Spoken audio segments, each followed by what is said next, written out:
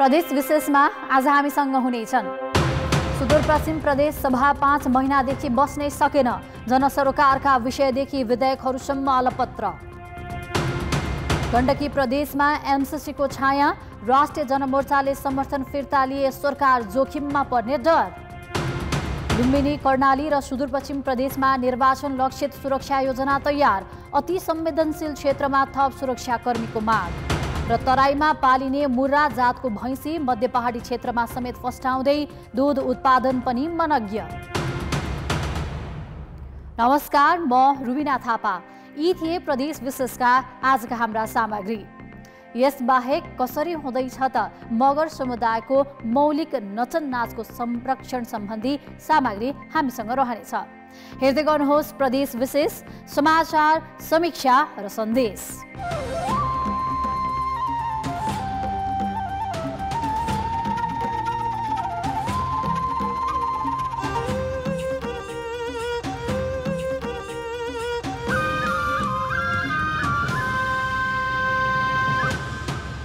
प्रदेश विशेष presented by Asian Paints। सुरुमा प्रदेश संक्षेप।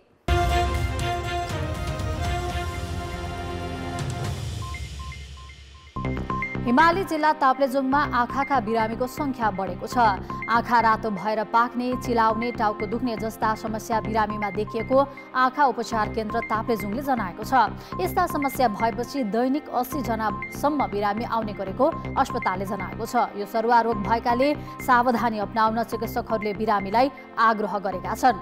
कोरोना महामारीसँगै सुनसान बनेको धनकुटाको हलहले पटेक एकीकृत पदमार्ग अझै लयमा फर्कन सकेको छैन। धनकुटाको सिन्धुवाबाट सुरु भएर तेह्रथुमको बसन्तपुर हुँदै गुराँसको राजधानी तिनजुरे, मिल्के र जलजले जाने यो पदमार्ग कोरोना महामारी अघि स्वदेशी तथा विदेशी पर्यटकको मुख्य रोजाइमा थियो।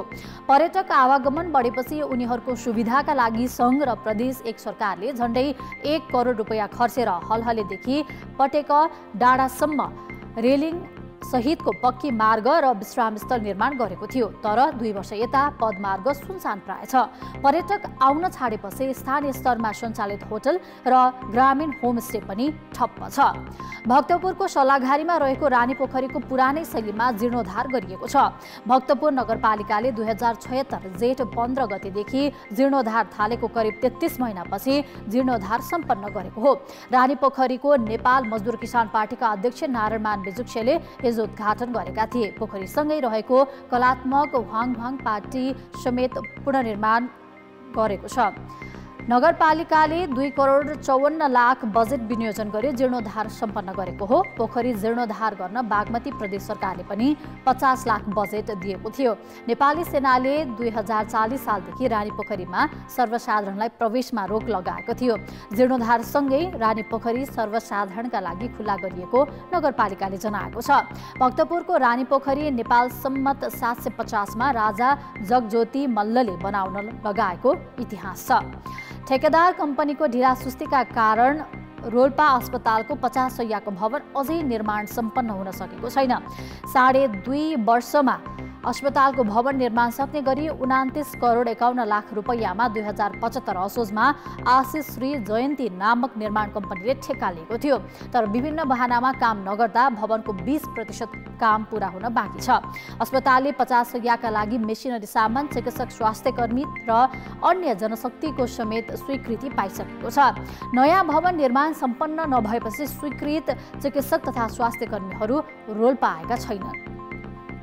बाँके प्रहरीले स्वचालित अमेरिकी पेस्तोल सहित 3 जनालाई पक्राउ गरी सार्वजनिक गरेको छ। प्रहरीले नेपालगञ्जका दिपेन्द्र अधिकारी, सुशान्त केसी र कैलालीका द्वारिका उपाध्यायलाई पेस्तोल र 9 राउन्ड गोली सहित नियन्त्रणमा लिएको हो। पक्राउ पर्नेहरूले अमेरिकामा निर्मित पेस्तोल भारतको लखनऊबाट खरिद गरी ल्याएको बताएका छन्।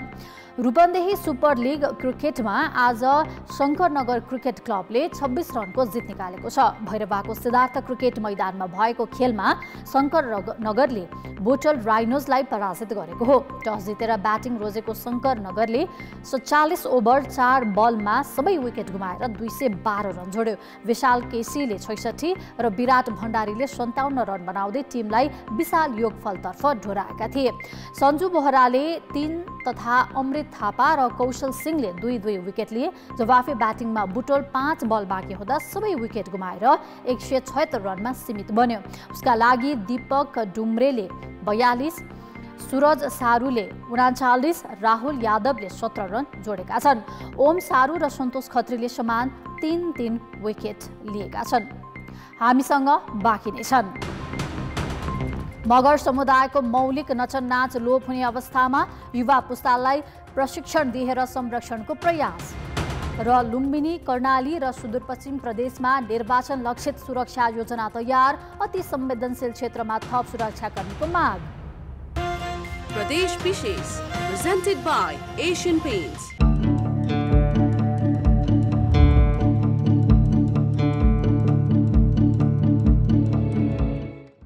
ब्रेकपछि प्रदेश विशेषमा पुनः स्वागत छ। प्रदेशका कानुन बनाउन र जनसरोकारका विषयमाथि छलफल गर्न सक्रिय हुनुपर्ने सुदूरपश्चिम प्रदेश सभा 5 महिनादेखि बस्नै सकेको छैन।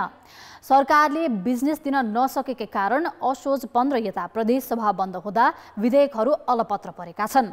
प्रदेश सभा अब कहिले बस्छ यकिन छैन, तर 6 महिनाभित्रमा एकपटक अधिवेशन गर्नै पर्ने बाध्यताका कारण अब बोलाइने प्रदेश सभा पनि विधि पुर्याउने बाटो मात्रै हुने देखिन्छ। सुदूरपश्चिम सरकारले बनाउनु पर्ने कानुन थुप्रै छन्, तर प्रदेश सभालाई कामविहीन बनाइएको छ। गत असारमै छलफलका लागि विधायन समितिमा पुगेका प्रदेश निजामती र प्रहरी सम्बन्धी विधेयक अहिलेसम्म प्रदेश सभामा दर्ता हुन सकेका छैनन्।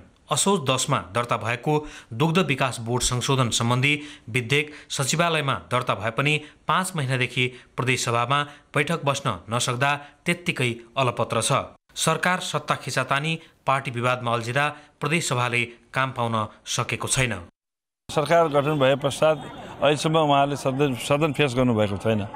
उहाँले के सोच्नु भएको छ, सदन भनेको यो चाहिँ सरकारको बाधक हो भन्ने खालको मनस्थिति लिनुभएको छ र यो संविधान त विरोधी काम हो। त्यो मानसिकता पनि दरिद्र मानसिकता हो। प्रदेश सभालाई बिजनेस दिन नसकेको सरकारले अझै पनि चासो दिएको छैन। फागुनभित्रै बैठक बोलाउन प्रदेश सभाका सभामुखले सरकारको ध्यानाकर्षण गराए पनि अहिलेसम्म जानकारी आएको छैन। मुख्यमन्त्रीज्यूसँग मेरो सल्लाह भएको छ 20 गते भित्रै संसदको बैठक बोलाउने भन्ने कुरा सल्लाहसम्म भएको छ, तर अब ठ्याक्कै चाहिने निर्णय नै भइसकेको छैन। तोकिएको अवधिभित्र सञ्चालन गर्नको निमित्त प्रदेश सरकारले चाहिँ संसदलाई आग्रह गर्छ, विधि अधिवेशन सञ्चालन हुन्छ र हामीले प्रदेश सरकारको तर्फबाट मेरो मन्त्रालयबाट सैद्धान्तिक सहमति भएर पनि 5-6 वटा कानुनहरू विधेयकहरू चाहिँ सम्बन्धित मन्त्रालयहरूमा गइराखेको अवस्था पनि छ। तिनीहरू पनि आफ्नो चाहिँ एउटा विधेयक संसदमा प्रस्तुत गर्ने तयारीमा पनि हुनुहुन्छ। नीति नियमदेखि जनसरोकारका विषयमा घनीभूत छलफल हुनुपर्ने प्रदेश सभालाई 5 महिनादेखि काम नदिनु प्रदेश सरकारको लापरवाही हो। दलहरू सत्ताको खेलमा रमाउने र सरकारले आफू अनुकूल तथा संविधानको बाध्यात्मक अवस्थामा मात्रै चलाउन खोज्दा सुदूरपश्चिम प्रदेश सभाले अपेक्षित परिणाम दिन सकेको छैन।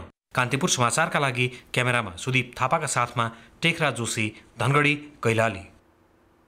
प्रतिनिधि सभाबाट अमेरिकी सहयोग सम्बन्धी सम्झौता एमसिसी पारित भएसँगै राष्ट्रिय जनमोर्चाले 5 दलीय गठबन्धनबाट फिर्ता लिने निर्णय गर्यो। तर केन्द्र र प्रदेश सरकारलाई दिएको समर्थन भने उसले फिर्ता लिएको छैन। सरकारलाई दिएको समर्थन फिर्ता लिएमा गण्डकी प्रदेश सरकार भने धर्मरा आउने चर्चा सुरु भइसकेको छ। जनमोर्चाका 2 जना प्रदेश सभा सदस्य रहेको गण्डकीमा समर्थन फिर्ता लिए सरकार अल्पमतमा पर्नेछ। नेकपा एमालेका पृथ्वी सुब्बा गुरुङ नेतृत्वको सरकारलाई विस्थापन गर्दै गत जेठ 29 गते नेपाली कांग्रेसका कृष्णचन्द्र पोखरेलको नेतृत्वमा नयाँ सरकार बनेको थियो। पोखरेल 5 दलीय गठबन्धनका तर्फबाट मुख्यमन्त्री बनेका हुन्। तर बहुचर्चित एमसिसी परियोजना पारित गराउन शेरबहादुर देउवा नेतृत्वको सरकार लागेपछि गठबन्धनबाट राष्ट्रिय जनमोर्चा अलग भएको छ, जुन निर्णयका कारण गण्डकी प्रदेश सरकार अल्पमतमा पर्ने हो कि भन्ने चर्चा सुरु भएको छ। तर जनमोर्चाले भने एमसिसी र गठबन्धन सरकारलाई दिने समर्थनबीच सम्बन्ध नरहेको भन्दै प्रदेश सरकारलाई समर्थन जारी राख्ने सङ्केत दिएको छ। खासमा यो गठबन्धनको एमसिसीसँग त्यति सम्बन्ध त छैन हैन, त्यो खालको उद्देश्य प्राप्त गर्नका लागि हामीले गठबन्धन गरे हो। तर अहिले चाहिँ जुन खालको फेरि जुन राष्ट्रघाती कदमहरू चालिएको छ, यो चाहिँ फेरि राष्ट्रघात भन्दा ठुलो कुरा फेरि गठबन्धन पनि होइन। गण्डकी प्रदेशमा नेपाली कांग्रेसका 15, माओवादी केन्द्रका 12, राष्ट्रिय जनमोर्चाका 2, जनता समाजवादीका 2 र 1 जना स्वतन्त्र सांसदको समर्थनमा सरकार बनेको हो। प्रदेशमा नेकपा एमालेका मात्रै 27 सांसद छन्। तर 2 सांसद रहेको जनमोर्चाले समर्थन फिर्ता लिएमा सरकारको भविष्य अनिश्चित हुनेछ। जनमोर्चाले समर्थन फिर्ता लिएको अवस्थामा पनि एमालेले भने सरकारमा दाबी नगर्ने देखिएको छ। यो सरकार भनेको यो अन्तिम संवैधानिक व्यवस्था अनुसार अन्तिम विकल्पको चाहिँ सरकार हो र यो सरकारले मलाई लाग्छ समर्थन फिर्ता भएपछि अल्पमतमा जान्छ र अल्पमतमा भएपछि स्वाभाविक रूपमा प्रदेशको चाहिँ चुनावमा चाहिँ जान सकिने चाहिँ अवस्था चाहिँ देखिन्छ। संविधानको धारा 168 को उपधारा 5 बमोजिम गण्डकी प्रदेश सरकार गठन भएको थियो। मुख्यमन्त्री पोखरेल भने अन्तिम विकल्पका रूपमा वर्तमान सरकार गठन भएकाले जनमोर्चाको समर्थन फिर्ता लिए निर्वाचनको घोषणा गर्ने तयारीमा छन्। दलको नेताको हैसियतले पनि म मुख्यमन्त्री भए होइन। अन्तिम विकल्प के छ भने दलहरू मिलेन र निकास निक्लिएन भने कुनै एउटा व्यक्तिले त्यो गर्न सक्छ कि भनेर संविधानमा राखिएको व्यवस्था हो। त्यो व्यवस्था अन्तर्गत हाम्रो सरकार बनेको छ। यदि यो सरकारमा केही आयो भने त्यसको विकल्प निर्वाचन हो, त्योभन्दा अरू छैन। हुन त नेपालको राजनीतिमा असम्भव घटना केही छैन। गण्डकी प्रदेशमा पनि 2 जना सांसद रहेको जनमोर्चाको निर्णयले सरकारको भविष्य निर्धारण हुने देखिएको छ। कान्तिपुर समाचारका लागि सहकर्मी इन्द्र पौडेलका साथ ऋषिकान्त पौडेल, पोखरा।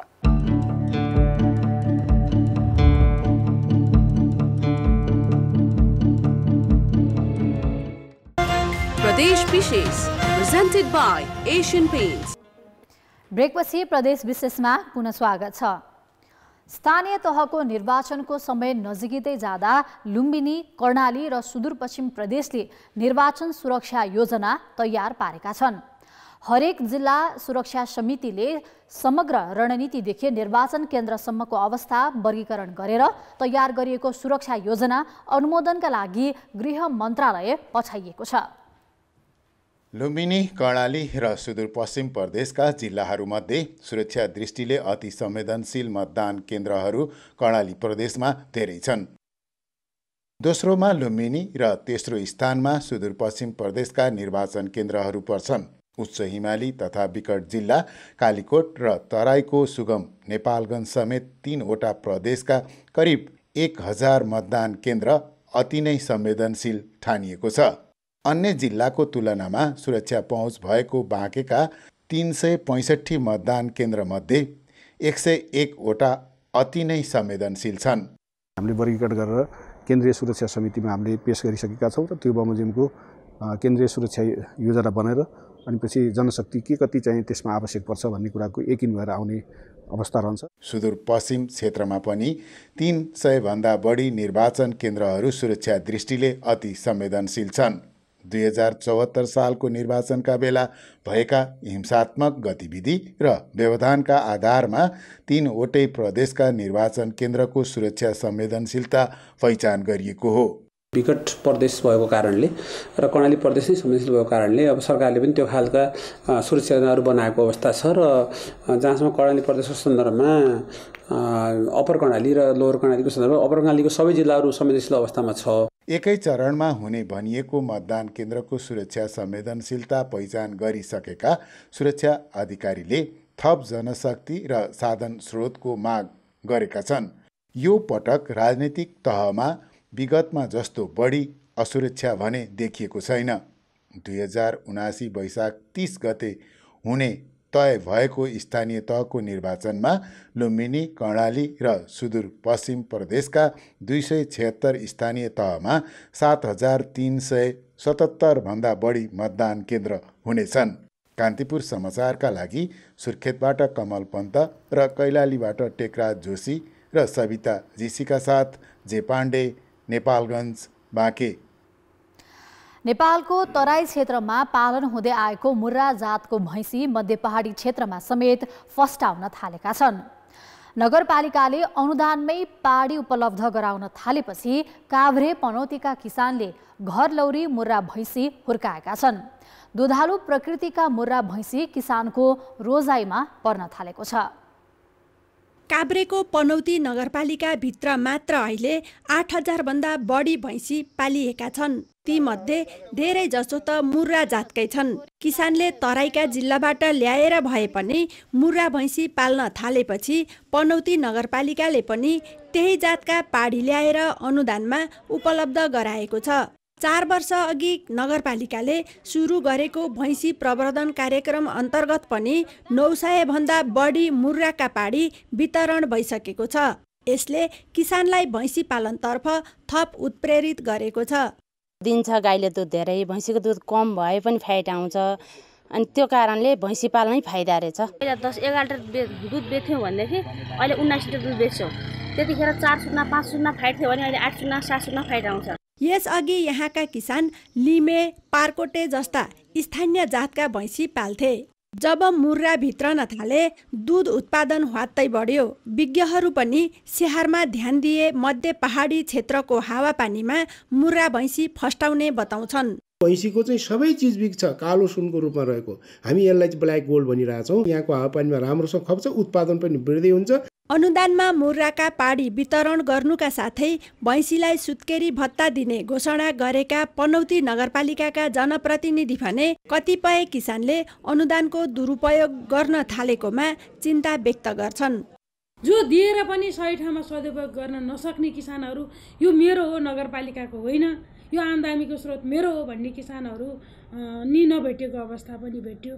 यो सँगै पनौती नगरपालिकाले ओडै पछि भैँसी, गाई र बाख्राका छुट्टा छुट्टै पकेट क्षेत्र घोषणा गरी किसानलाई सहयोग पुर्याउँदै आएको छ, जसका कारण दूध र मासुमा केही वर्षमै उल्लेख्य प्रगति भएको नगरपालिकाले जनाएको छ। पनौतीबाट अहिले दैनिक सरदर 60,000 लिटर दूध काठमाडौँका बजारमा पुग्ने गरेको छ। कान्तिपुर समाचारका लागि रमा दाहाल, पनौती, काभ्रे। तनहुका मगर समुदाय नचन नाच संरक्षणमा जुटेका छन्। मगरको बाहुल्य रहेका गाउँबाटै नचन नाच लोप हुने अवस्था आएपछि संरक्षण थालिएको हो।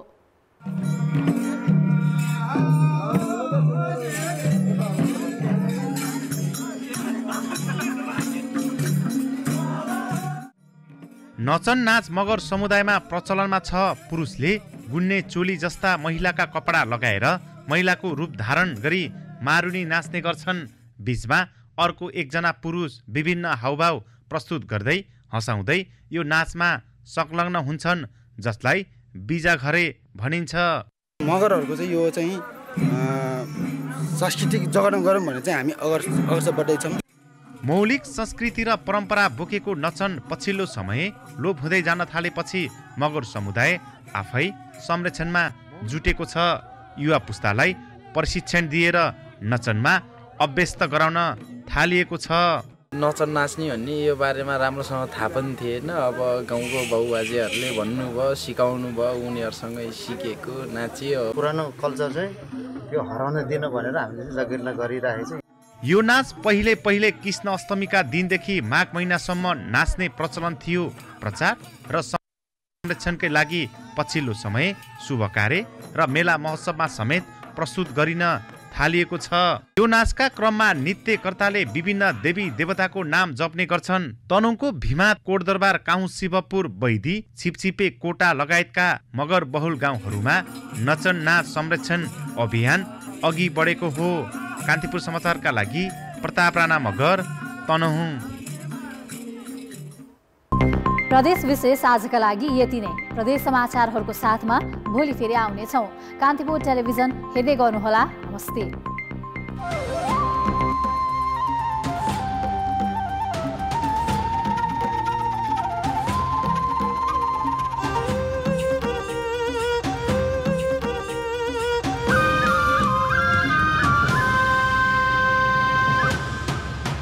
प्रदेश विशेष